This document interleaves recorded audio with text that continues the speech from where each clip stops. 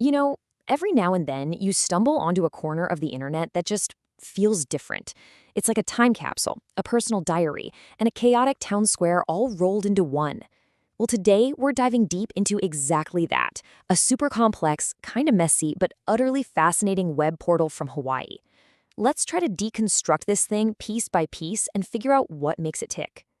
So, this is the first thing the website tells you about itself, and right away it sets the stage. It's ambitious, a little defiant, and it's basically a promise that this isn't just another newsfeed. Nope, this is a quest to sift through absolutely everything, left, right, and center, to find some kind of truth. Okay, so when you first land on the page, the Big Island Reporter looks like a pretty standard, super local news and community portal.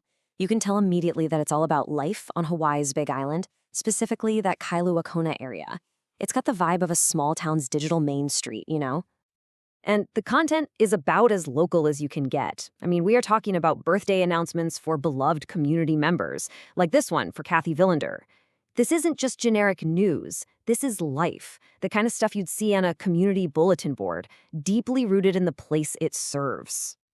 The site also doubles as a local marketplace. So if you're looking for one of the island's most famous products, like Kona coffee, you'll find it here, listed right alongside all the community news and birthday wishes.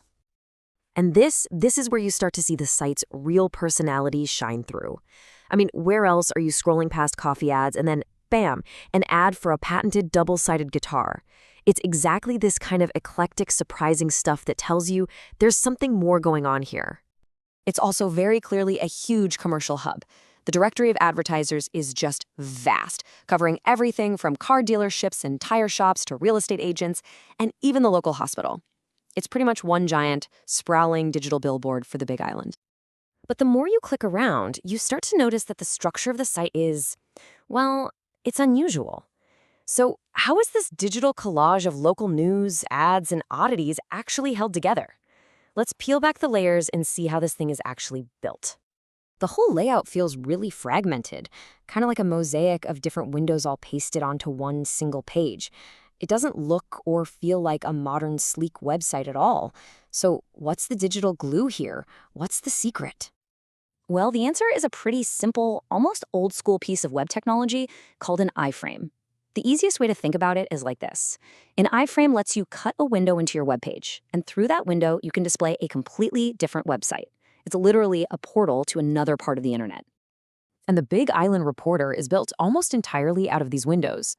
The creator starts with a blank page and then just embeds everything else: news feeds, videos, ads, music players, each inside its own separate iframe. The result isn't really a single website, it's a portal made of windows, designed to let you look at dozens of sites all at once. So once we understand how the site is built, the next big question is who built it? A creation this unique, this personal, it has to have a single vision behind it. So let's meet the man behind the curtain. And it does. The site lists just one person as the owner and publisher of this whole operation, Mark Wood. He is the curator, the architect of this entire digital labyrinth. But here's the twist in the story. Mark Wood isn't just a news publisher. He's also a seriously prolific musician, releasing a massive amount of music under the name Blue Turban Stone.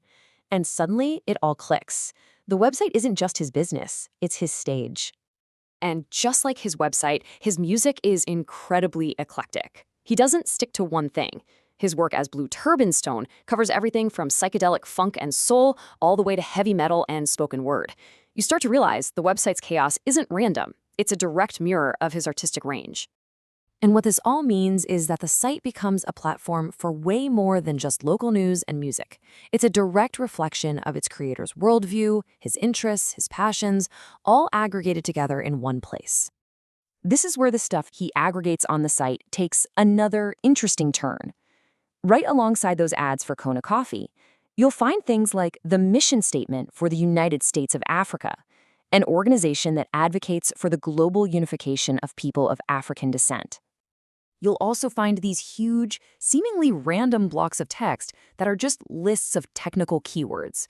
We're talking artificial intelligence, deep learning, virtual reality.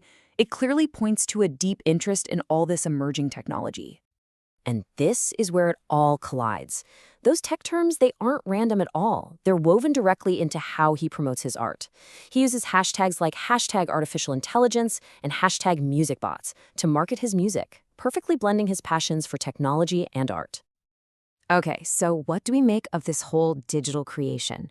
It's a local news site built with old tech, promoting a multi-genre musician who's also passionate about AI and African unification. What does a site like this even represent in today's internet? There's actually another tagline on the site that just captures its essence perfectly. It's an aggregator not just of news, but of a person's entire world of interests. It's like a curated stream of consciousness presented as a public service. So when you boil it all down, the Big Island Reporter isn't just one thing. It's a fascinating hybrid of 4 different things at once.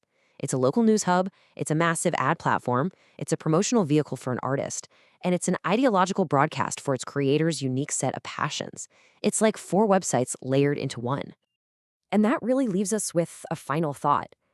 In an internet that's so dominated by slick, corporate, algorithm-driven platforms, this site just stands out.